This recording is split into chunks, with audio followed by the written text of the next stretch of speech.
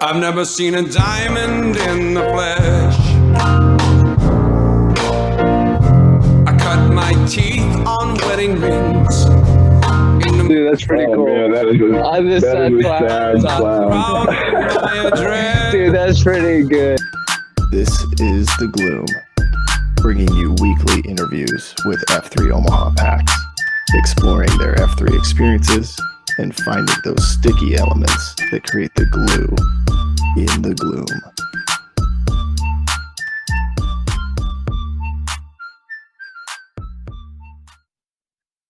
All right, we're off on another journey.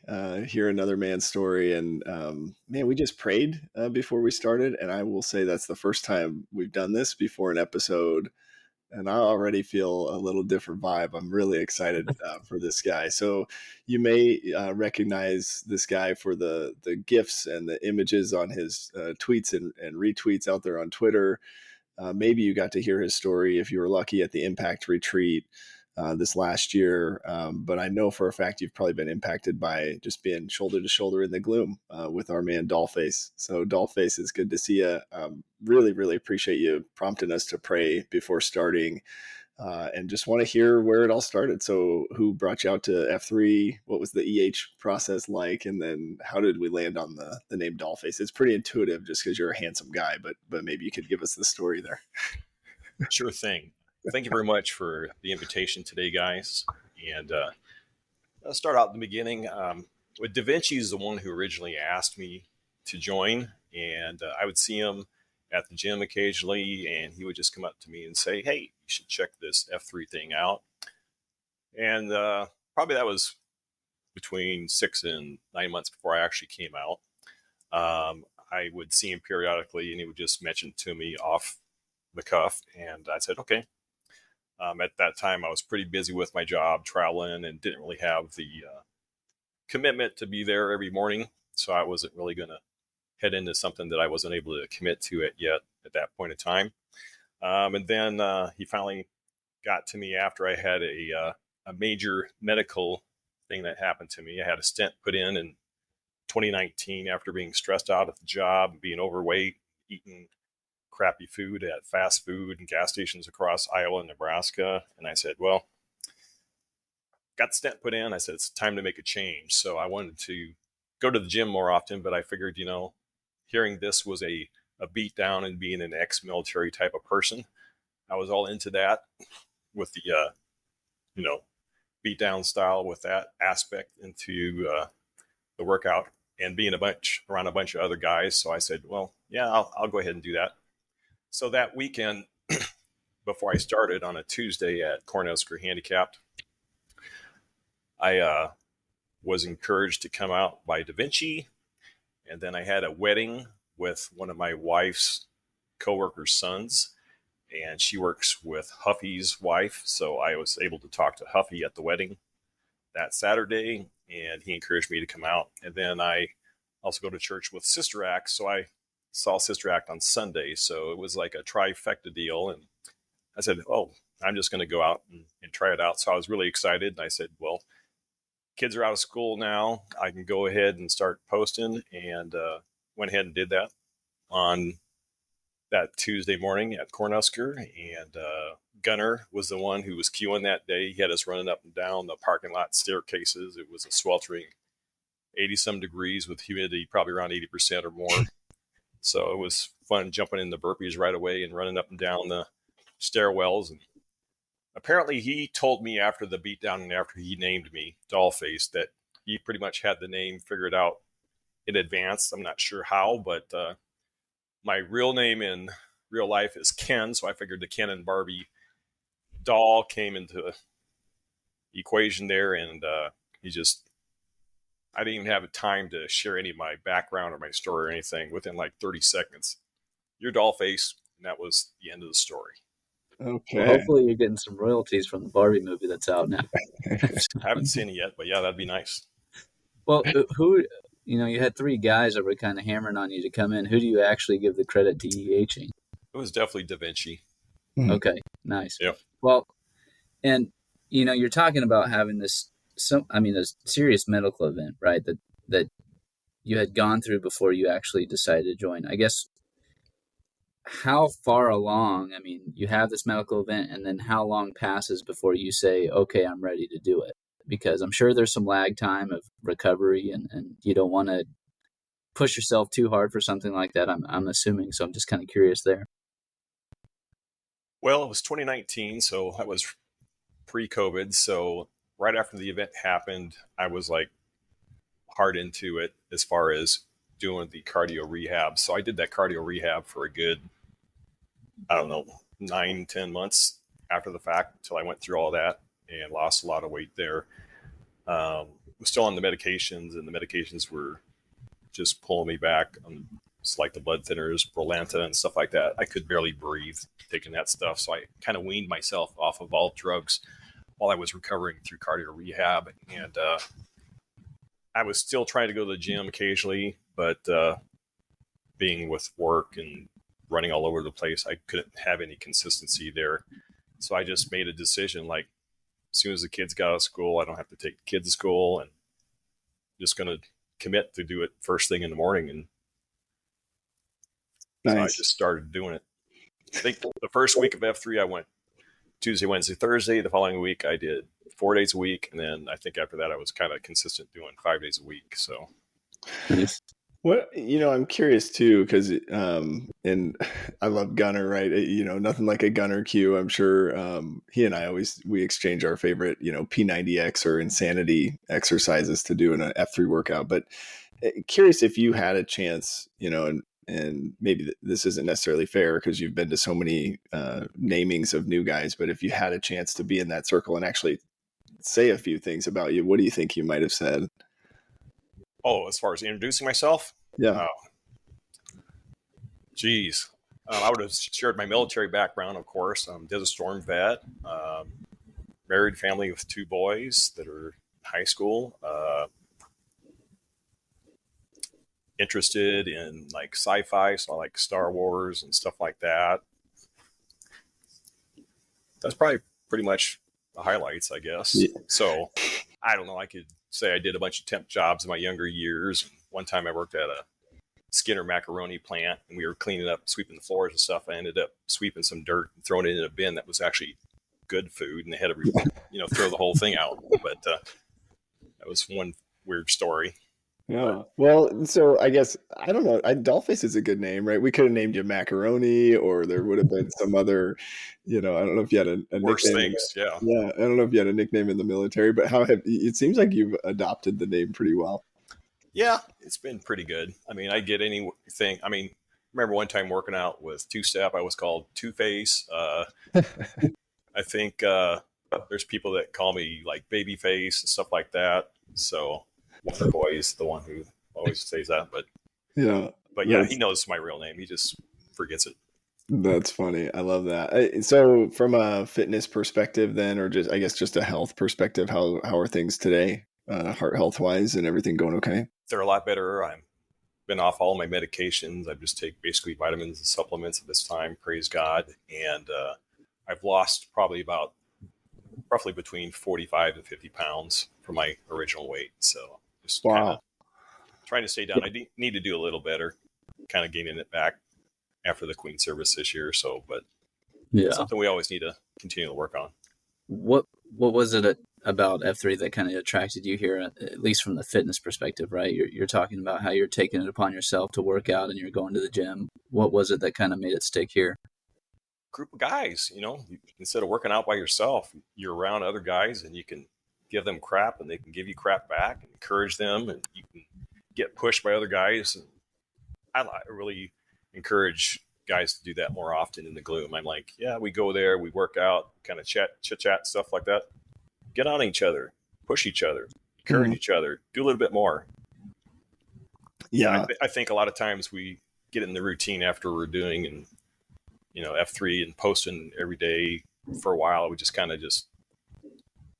it kind of gets into a routine, and I don't ever want us to be that way. We want to continue to do that +1 exercise rep, or try to push yourself a little bit faster. Get winded after the exercise. Don't say, oh, I made it through it and I don't feel any different than when I started. So Man, that's so true. I mean, I've posted hundreds of times, and you can catch yourself getting kind of lazy, right? Like, okay, I'm here. I've met my obligation. I told my buddies I'd be here. I'm here, and I feel like phoning it in today.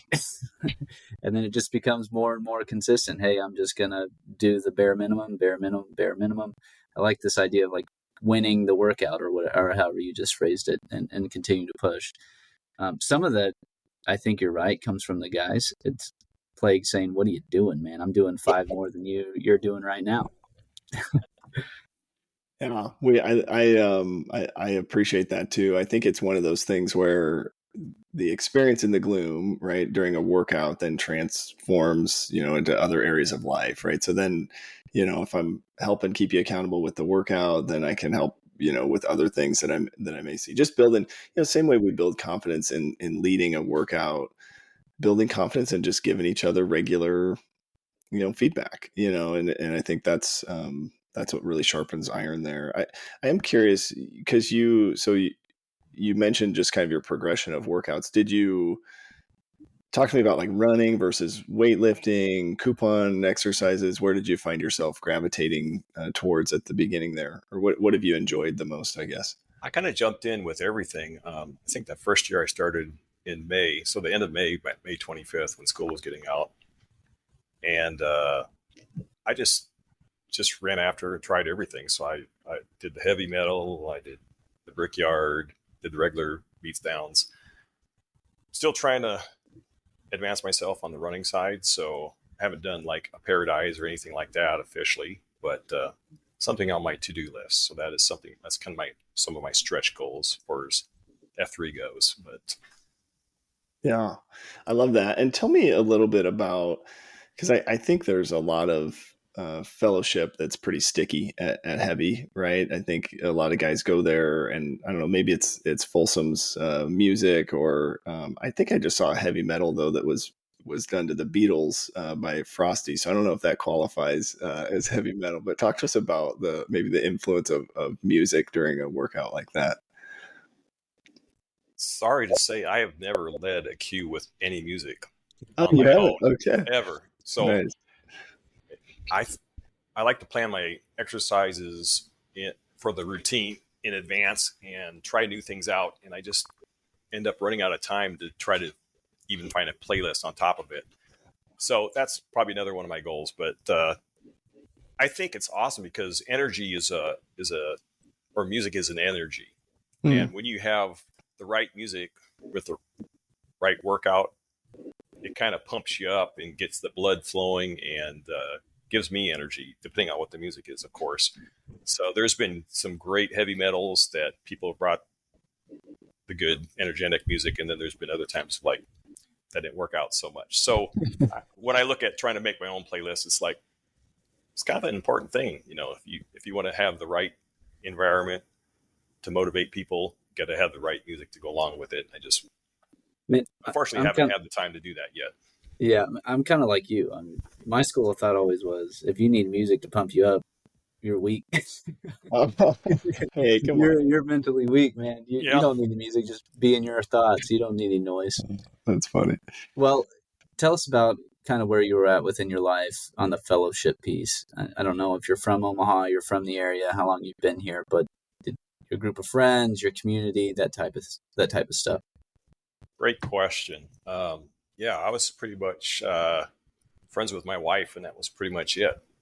I do have a small Shield Lock group that I meet with a bunch of guys, and we do a Friday morning Bible study. We've done it for years, and people have come and gone from that group. So as far as really getting close and know guys, I think I know the F3 guys a lot closer just by going to the cafeteria on a regular basis than the guys that are in my Friday morning Bible study, believe it or not.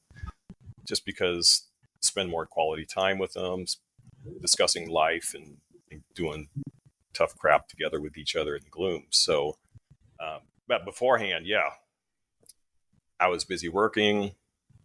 I'd come home after work and have really no one, another guy to talk to. So, I tried to develop friends in the past, and a lot of my friends were military guys, like from Offutt and stuff like that.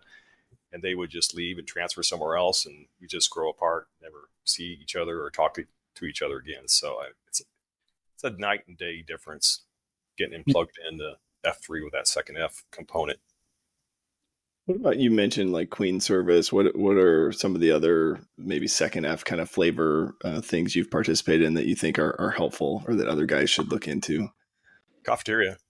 Yeah. If you just work out and then take off and go to work, you're missing out 50%, I think, of F3 at least, because that's where you get to know guys, share life.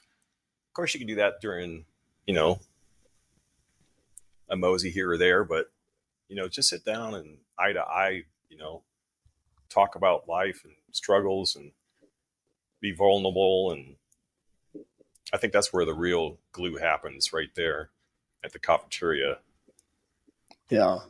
Yeah. I think for a while I had sort of believed this idea that like, well, I got to get home and get to work and get the, start looking at emails and planning the day. And it just isn't true. It's a pretty lame excuse, I Yeah. think. So if you're a guy out there that says, "Oh, I got to get to work and miss that cafeteria," I mean, right now I've got to take off early and get kids to school, but I'm stopping and getting my 5, 10, 15 minutes in just to be there, because it feels weird not going to cafeteria while kids are in school now, and I have to take them to miss out on that time.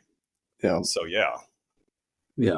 Speaking of kids, I mean, have you had an opportunity to share F3 with any of your kids, or have they seen the impact it's had on you? That's a funny story. Yeah, I brought them out one time so far. I've not yet been able to get a bunch of high school kids to wake up that early again. But I took them to Ironwood once, and Mr. Folsom was leading, which was a great beatdown. And my kids did a great job through the whole thing. And it's like, we're finishing up. We're getting ready to go to cafeteria. And my oldest son is sitting next to me in the front in his passenger seat, and kind of ends up spilling Merlot all over the floor mat. So he goes, "Dad, I don't feel good. I need to go home." I'm like, "Are you sure? We're going to go to cafeteria now. You can't miss cafeteria." Yeah. He goes, "Dad, I got to go home." So I ended up taking both boys home. One was named Sylvester because we have some cats at the house, and my older son wants to save his money for a Nissan 350Z for his first car. So Folsom named him Dotson. So those are the two F3 2.0s in my house, but they've only been one time and never showed up again. So I ended up taking them home, and ended up going back to cafeteria all by myself that day. So I didn't miss cafeteria. So what about what do you think that they've seen you take from this, I guess? Well, I can tell that they know that it's important with the time I spent, being the site Q at Heavy Metal, spending my times, the night before the beatdown, trying to get the pre-blast done. They know that I'm trying to stay healthy. They can see that I'm doing this consistently. So I think it's good that they know that it's good to make those life choices that make a difference, and that you're just not the normal, typical person that may not prioritize things in their lives. So hopefully that's been a good example. I mean, you can only lead them in the right direction. It's up to their decision. So, just pray for them, and hopefully that they do make those right decisions in life. So.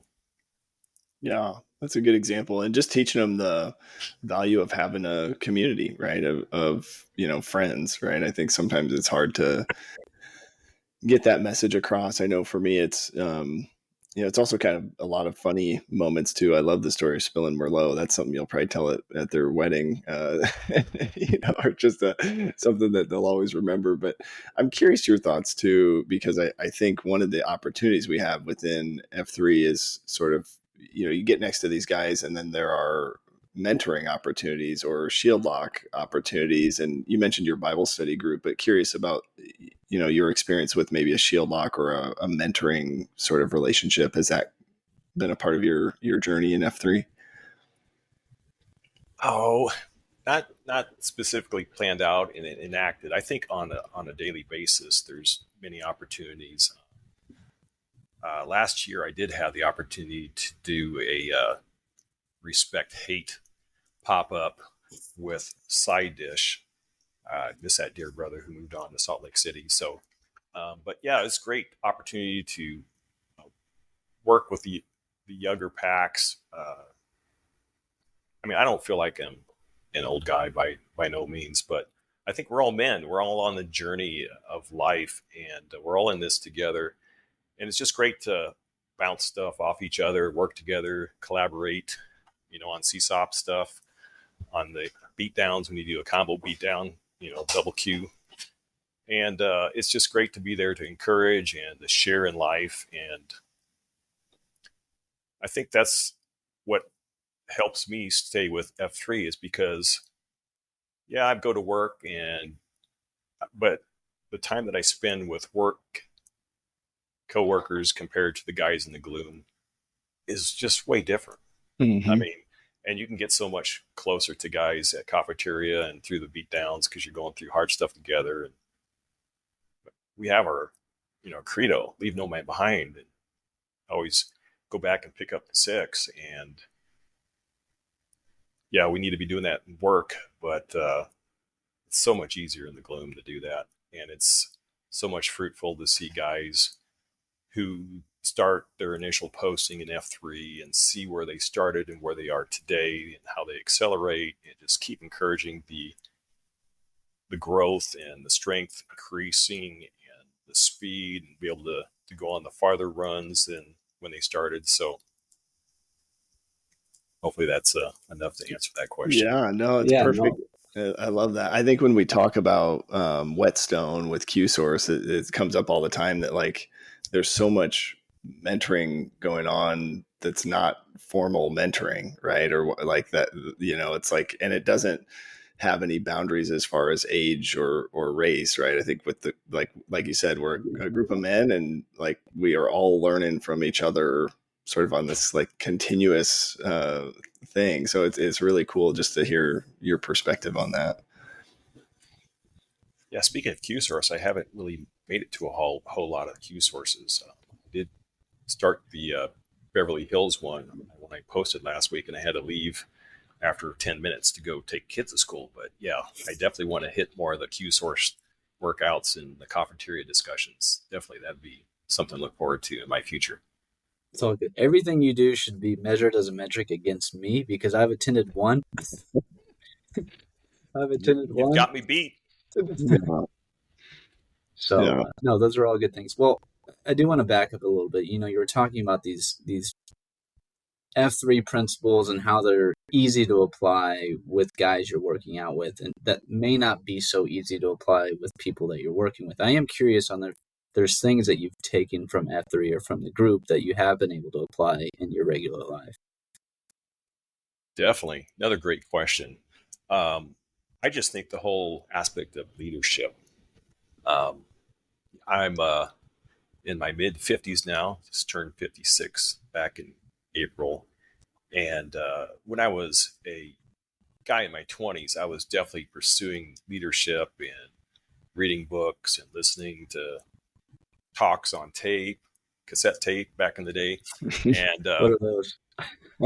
I could pull them out and show you right here in my office. But but I was all gung-ho on the leadership and trying to develop myself and leadership skills. And along the way, time has lapsed and maybe some opportunities were missed, and I've fallen away from the energy to pursue that. And since I've gotten back into F3, it's just kind of re-energized my love and passion for developing those leadership skills. So I think it's great because at work, I'm coaching and mentoring the younger staff where I work at, and just coming alongside these new guys who are getting interested in IT and answering their questions and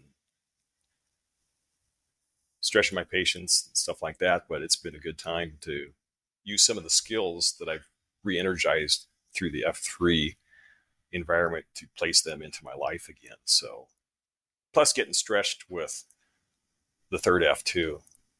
Been challenging seeing some of the guys or hearing their stories and seeing what they're going through. I've been kind of sheltered without having the interaction with a bunch of other guys. So it's been a blessing too on the third F side. I wonder if you expand maybe on that third F piece. I would love to hear your thoughts on the impact retreat too. 'Cause I think you participated the first year and then you went back and led a session the second year, but would just love to hear, what were those experiences like for you? And maybe I don't know if you have a nugget you could share from the talk that you gave last year. I know that was impactful for me, but any thoughts there?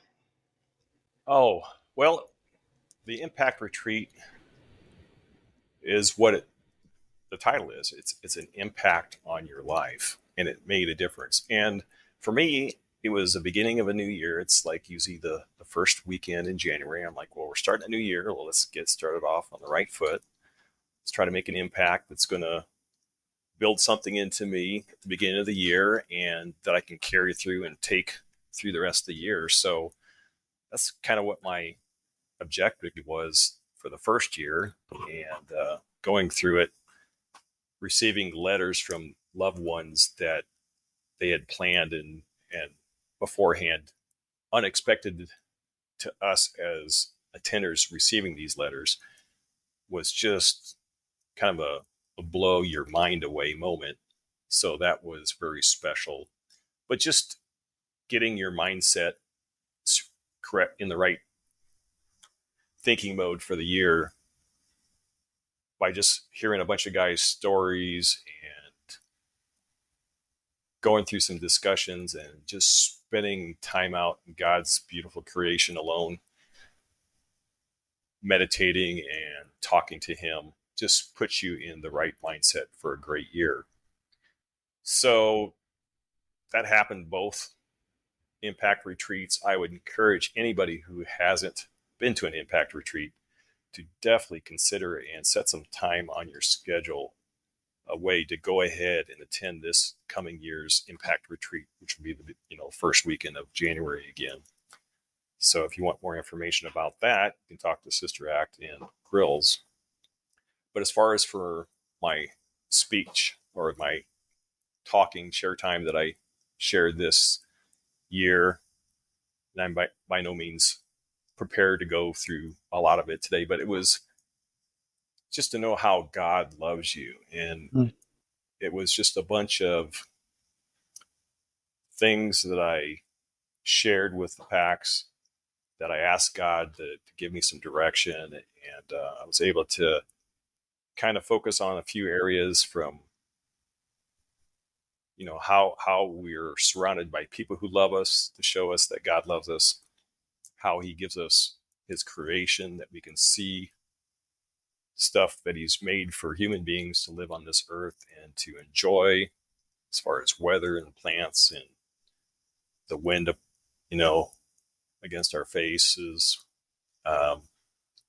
He loved us so much that he wants to spend eternity with us, so that he would send his one and only begotten son to die on the cross and to provide that way of salvation, that if we would just believe in what he did for us, that our sins would be forgiven and that he would allow us to be with him for eternity. And that it's so simple that we have to put our faith in him to accept that free gift. And there's nothing else that we need to do, works or 3-step program, to be able to accept that gift. So the main example that I share at the end of my talk at the retreat was the simple fact that when he died on the cross between two thieves, one thief was saying, hey, if you think you're God, why don't you just get off the cross and go walk away?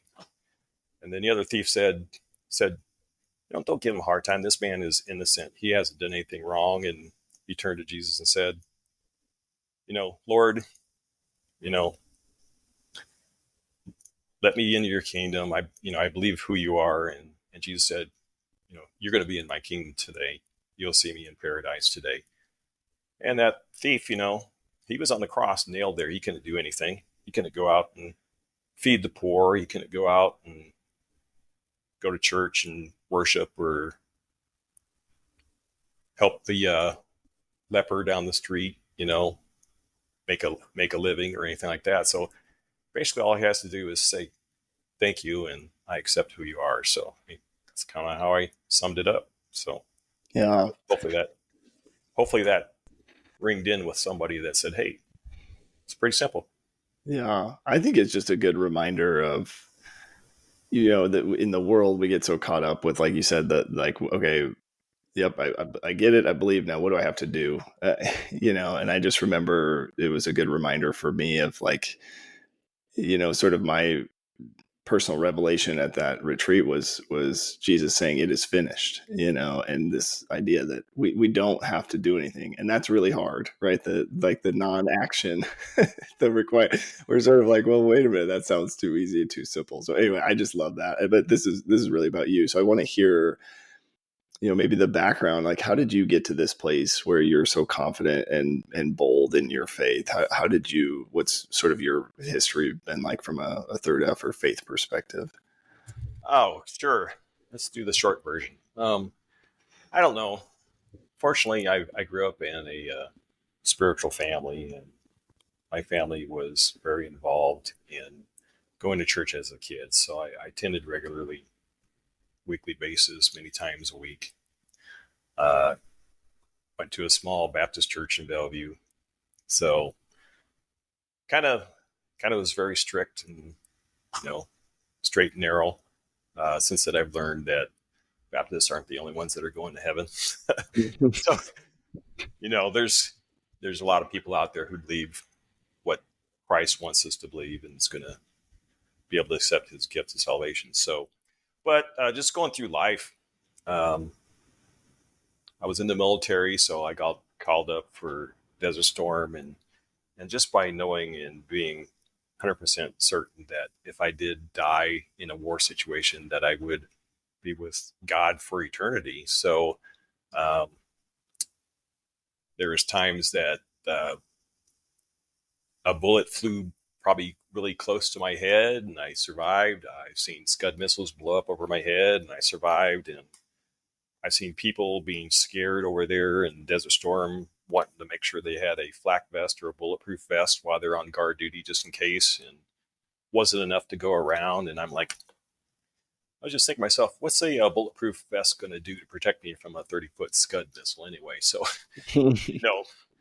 just stuff like that. And also just seeing God answer prayers in my life,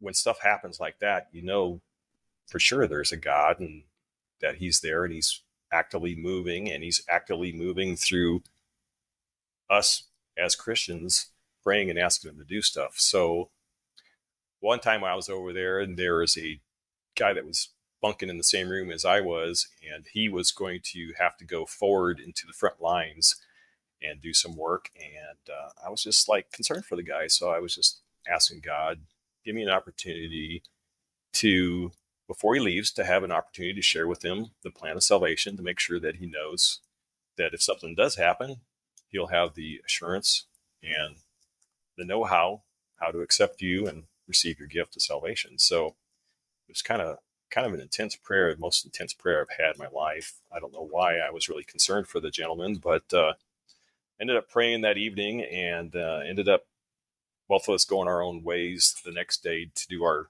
job. We were running 12-hour shifts doing stuff over there, and he was supposed to get shipped out that day, and I never did have the chance to talk to him. But when I came home from my shift that evening, we had mail call. We went back to our rooms, and here he comes walking in with his mail, and I'm like, oh, he's still here. So I'm down, sitting in my bunk and reading my mail, and literally out of the blue, he said, Ken, what does it mean to be saved?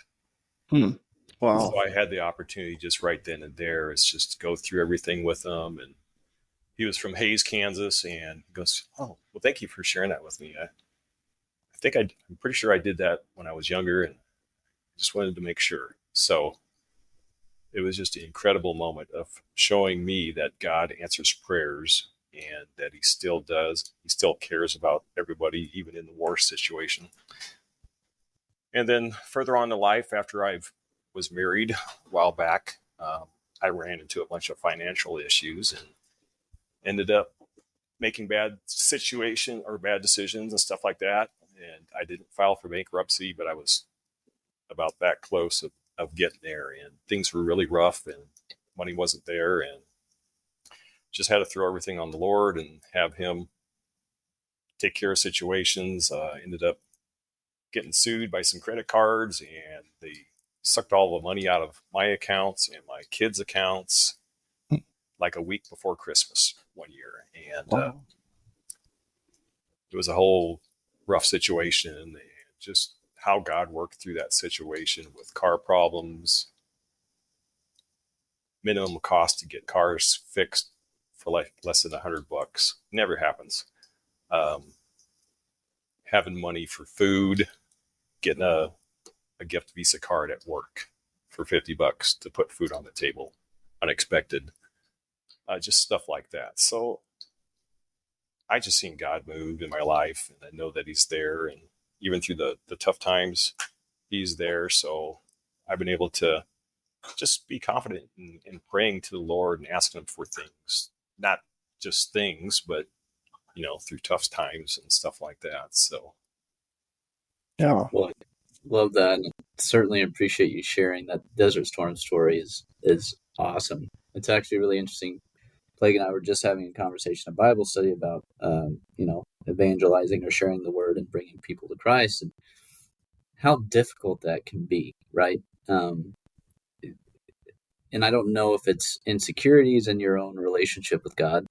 Speaking about myself here, where it can be uncomfortable, or the moment doesn't seem like it presents itself at the right time.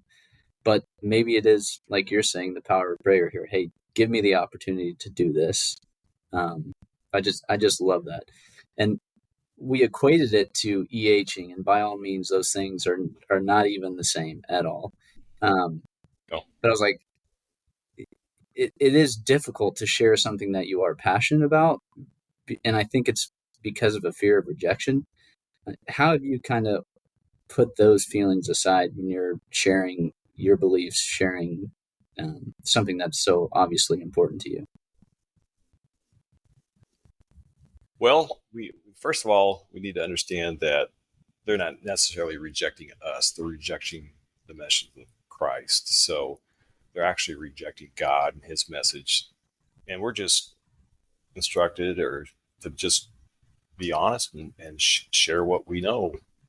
I mean, it's nothing that I could do to make anyone change. I mean, I can't even make my wife and my kids do something sometimes when I want them to.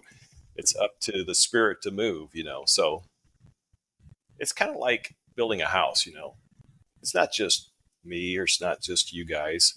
We're all called to do a little part in it, and eventually the Spirit will build that house, and the door will be there someday for them to open up and enter in. So it's just up to the Spirit. We're just instructed to do what we can and to be obedient. Mm-hmm. I love that. I think for me too, it's don't wait until I get frustrated or until my attempts are not working before I pray and lean on God. I was just reading my devotional this morning, was about asking God for wisdom. Right? He didn't build us to be all knowing, so he planned for us to need His wisdom and guidance on things. So ask Him for it, probably every day, right? Like, don't try to, I have this bad habit where I'll try to read this book or listen to this or watch this and learn it and figure it out on my own. But that's not a good starting point. So I really appreciate what you said there of like, it's not really up to us. So we share what we know and we love people and let the Spirit do its work. That's phenomenal.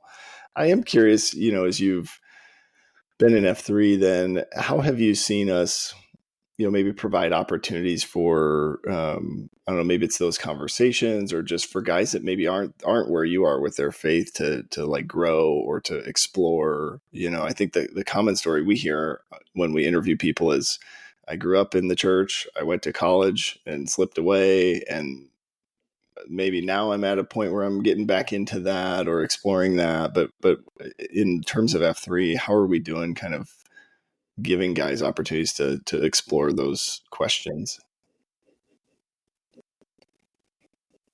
Well, sometimes when I'm just like moseying along and listen to someone's weekend or what just happened in their life, Like I was running along a gentleman a few months ago, and he was contemplating making some decisions and stuff like that. And funny that you just shared your devotional from this morning about asking for wisdom. I said, there is a promise in the Bible that says, anybody should ask for wisdom. And the promise is that God will give you the wisdom. So I just shared that with that person at that time. So, we just always have opportunities, if we're just working out or if we're at cafeteria. But I think it needs to be intentional, though. Mm-hmm. It's not just going to happen if we're not thinking about it. And I don't do this every day when I'm driving through the gloom, but a lot of times I do say, I'm going to post.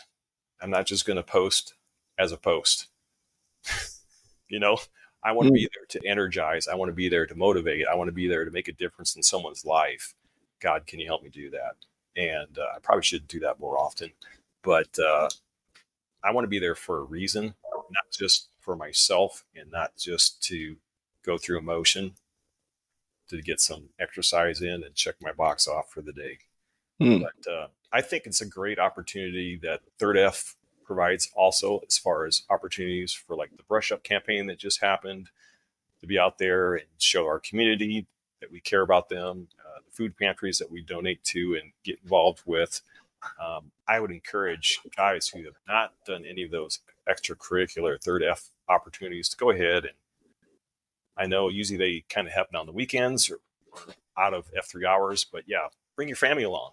A lot of those places you can bring your 2.0s and your M to get involved with the community. So try to take those opportunities if you can at times. I need to be better myself. So if someone sees me in the gloom saying, hey, Ken, you need to sign up for this thing coming up. So, but yeah, we all need to do a better job at doing that. I think I'm going to steal that as a future COT that, post is a verb, not a noun, right? Like, don't just show up and be a post, but intentionally post. I like that. That's phenomenal. I do want to kind of segue and get your thoughts on the leadership piece. You kind of commented on this earlier, but want to get your thoughts on sort of leading a site as the site Q, specifically heavy metal. What was your experience there? Maybe what do you feel like you learned? And then talk through the succession planning and kind of the handoff that took place. How did that all go? Well, succession planning was challenging, definitely. I found out that as I was trying to find my successors, that many of my successor opportunity people had already been chosen by other AOs. So I'm like, right. When did they ask you? And someone were saying, well, 6 months ago. I'm like, wow, I should have been like maybe starting this process a little bit earlier. So if you're a site Q and you need some advice, is start looking for your replacement yesterday. Yeah. And just, you got plenty of time to do it. It's not like you need to rush into it, but get those men in view that you think that are going to be able to carry on the torch of the site. But no, I had so many great guys that post at heavy metal that I could have chosen and were chosen for other sites. So it's just, it was really a blessing to have so many great leaders that I could have picked from. But it eventually went on to the brother team, Caruso and Woody. And I think they're doing a great job, outstanding guys. And they've accelerated so much and just love posting in the gloom. And it's been great to see them do what they're doing and continue to do that. As far as me being a leader of the site, it was fun just being creative, doing the pre-blast. I had a great time doing that. Probably spent more time on it. You can ask my M about that. She would agree of taking time to do that than I should have. But I thought it was just one little thing I put my special touch on. Just being there to encourage men, like I said, in the morning, so that they would know when they went to the site, it was going to be a loving place. It was going to be an exciting place. People would be accepted, just like every other AO, but hopefully even more so at heavy metal. So I just wanted to make it an open place, friendly for all guys. especially FNGs. There's a lot of FNGs that go to heavy metal since they're not really into running and doing other stuff. They can usually throw around a 5 or 10 pound dumbbell pretty easy. So it's a good place to get people plugged in initially to F3 as well too. So that was enjoyable. Absolutely. Yeah. I love having all the options that we have for guys, right? Because to me, it makes that conversation about EHing. I've got a cousin-in-law who's got, bad knees and can't really run at all. And so, but he likes to lift weights. So it's like, hey, come out, come to heavy metal or steel mill, right? We've got an option for you to sort of get in the workout, right? Really trying to live true to that open to all men guiding principle. But curious your thoughts. You mentioned a little bit of advice. So I heard you say start finding your successor now. Anything else you would share, that just you felt like really helped or added value from a Site Q perspective that maybe other guys, maybe it's for another Site Q or for PAX or new guys that are listening in? I always like to be the example too. Hopefully that people don't take me the wrong way as far as trying to better off somebody else. I'm just trying to better off myself as a him. Trying to accelerate myself. I am a respect guy. I need to stay in shape so I can live longer. My father passed away at 61, which is only another 5 years older than I am right now. So my motivation is just to be in the best shape as I can. So I want to push myself. I say, if you're a Site Q, push yourself. You be the example of your site. You're the one who needs to set the energy, set it high, set it high on purpose, set it high so that people will want to attain that energy and be able to push themselves. They're watching you guys.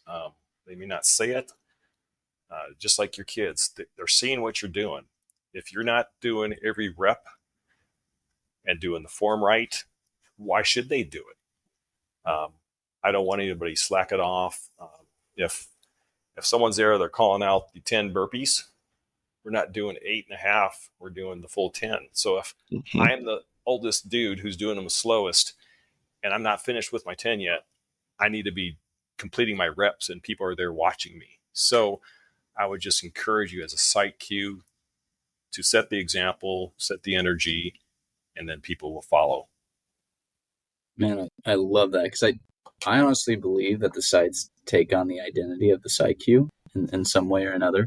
And what you're saying, hey, if you're slacking a little bit, whether that's back blasts or your reps or whatever that is, I mean, your site is going to reflect that. And I hate to say that because I've been victim of doing that myself as a Site Q here and there. But it also kind of transfers over to your real life too. If you're half-assing it, that's kind of your identity, and that's what people are going to know you by. So I just love this kind of call to action to do it and do it all the way. So I really, really appreciate that. And I don't think people are going to take it as you're being a hard ass on them or anything. It's your own personal journey and your own personal growth. I respect the hell out of it. I love it. There's a leadership principle I read, I think from Craig Groeschel, but it's touch the line is what he says. So every time, touch the line. I'm reading the book now. Yeah, yeah, it's really good. So, yeah, that's awesome, man. That's my motivation. I listened to his leadership podcast. He was talking about that. So, yeah. Yeah, really good stuff. Well, I am curious, is there anything that maybe we haven't covered or asked you about that you would want to share with guys that are listening? Maybe something about yourself or any other words of wisdom or insight? I say, guys, I know it's tough to do. Be vulnerable. Share your life. We're all out there for a purpose. We're all out there to support each other. We're all out there to pray for each other. You may be the guy that opens someone else up who's holding back, who's going through the same situation, the same struggles in life. Thank those people. Tell them that you're praying for them. Appreciate the COTs, the guys sharing stuff from their heart, the crap they're going through. share your prayer request if you're not doing a COT. Doesn't matter how many times. It does not hurt. God does not get tired of hearing us pray and ask for things or for him to move in people's lives. Just within my first few months of F3, just the COT, the stuff like that, or even people asking for prayer requests, saying, yes, I'm struggling with my wife right now. I need to be a better man. I need to be a better husband. I need to be a better father for my family. It just was a spiritual 2x4 up against the side of my head saying, damn, I'm the same guy as Plague sharing that prayer request in the circle. So yes, keep doing that, guys. I think that's great, man. I love this principle of you never know when you're going to be a catalyst for someone else, right? So continue to share. Certainly appreciate that, man. We kind of like to wrap up and ask, if the guys see you out there, what prayers can we be saying for you? What words of encouragement do you kind of need right now? Quit slacking, Dollface. Get up, get moving. No, prayer request. You can do that too. Just, I guess, wisdom in life right now with my career and job, that God would provide me wisdom and direction and stuff where he wants me to be. Sorry, my phone's going off. Just pray that I could be a better husband and better father. There's always improvement. It's never going to end. Just the journey of life that we're all going through. Be maybe more cognizant of other people and the stuff they're going through, and less focusing on my issues. Mm-hmm. So that would be probably the great thing. And then maybe, since I did share earlier about being closer to the F3 brothers than my Bible study on Friday, I would like to probably find a shield lock within F3 too.